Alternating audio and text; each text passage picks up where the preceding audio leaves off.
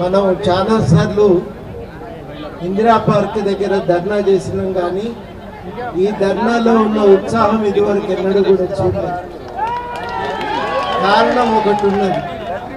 ఒకటేంటంటే ఉత్సాహంతో ఇంత దూరం రావటమే కాదు, ఇన్ని రకాల మంది మన కోసం మాట్లాడుతున్నారు. అది ఇవాళ చాలా గొప్ప విషయం. నేను సమయం లేదు కాబట్టి భారత రాజ్యాంగం రాసేటప్పుడు జవహర్లాల్ నెహ్రూ గారు ముసాయిదా తీర్మానం ప్రవేశపెట్టింది. ఈ రాజ్యాంగం ఏం చేయాలి, దేనికోసం రాయాలి. అంబేద్కర్ కూడా ఇదే విషయాలు ఆలోచిస్తూ ఉన్నాడు. అప్పటికి ఏమన్నారంటే, భారతదేశంలో కులాల దొంతరుల వల్ల మనుషులు అణిచివేతకు నిర్లక్ష్యానికి గురవుతున్నారు. ఈ అణిచివేతను రూపుమాపి సమానంగా బతికే కొత్త సమాజాన్ని నిర్మించాలి. ఆ రాజ్యాంగం యొక్క లక్ష్యాల అమలుకు ఇన్ని సంవత్సరాలు పడుతున్నాయి. మనకు సామాజిక జీవితంలో భాగం, ఆర్థిక రంగంలో అవకాశం, రాజకీయ రంగంలో ప్రవేశం, ఇవి దొరకటానికి ఇంత తన్లాడవలసిన పరిస్థితి ఏర్పడ్డది. ఇవాళ రాష్ట్ర ప్రభుత్వం సర్వే నిర్వహించడమే కాదు, సామాజిక ఆర్థిక వాస్తవాల ఆధారంగా 42% రిజర్వేషన్ కల్పిస్తూ చట్టసభల్లో బిల్లును తయారు చేసింది.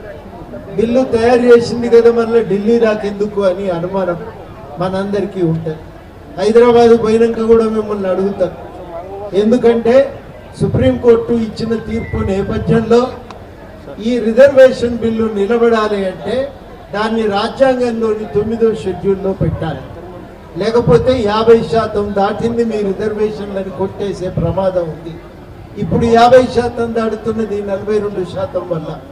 కాబట్టి దాన్ని భారత రాజ్యాంగంలోని 9వ షెడ్యూల్లో పెట్టాలని డిమాండ్ చేయడానికి ఇక్కడి దాకా రావటం జరిగింది. మోడీ గారు సెన్సస్కే ఒప్పుకోలేదు, బీసీల జనాభా కులగణన చేయటానికి అంగీకరించలేదు. మరి మన రిజర్వేషన్ పెంచడానికి అంగీకరిస్తాడా అనేది మన అందరికీ అనుమానం ఉంది. కాబట్టే ఇంత పెద్ద సంఖ్యలో ఇక్కడికి వచ్చినాం. బంధు బలగాలందరినీ కూడా తీసుకొచ్చి మాకు ఇంత బలం ఉంది, చూడండి, ఆమోదించండి, న్యాయం చేయండి అని కోరటానికి ఇవాళ ఇక్కడి దాకా చేరి వచ్చినాం. తెలంగాణలో ఉన్న పెద్ద మనుషులు కూడా ఇవాళ అందరు ఇక్కడి వేదిక మీద నిలబడి కనబడుతున్నారు. ఇప్పటికైనా రాష్ట్ర ప్రభుత్వం ఈ వాస్తవాలను కేంద్రం ముందు పెట్టింది. కేంద్ర ప్రభుత్వం దాన్ని ఆలోచించి నిర్ణయం తీసుకొని మనకు న్యాయం చేస్తారని ఆశపడుతున్నాం. ఆశ వమ్ము చేయరని మోడీ గారు మా కోరికను అర్థం చేసుకున్నారు కదా జంతర్ మంతర్ దగ్గర, దాన్ని వెంటనే పరిపూర్తి చేయాలని మీ అందరి తరఫున నేను వారిని కూడా కోరుతున్నా. తప్పకుండా మన ఆకాంక్ష నెరవేరుస్తారనేటువంటి ఆశతోనే మనం పోతున్నాం. ఒకవేళ నెరవేరలేదు, మనకు తువ్వ ఎరకలేదా తెచ్చుకున్నాడు ఎట్లనో తెలిసినటువంటి వాళ్ళమే.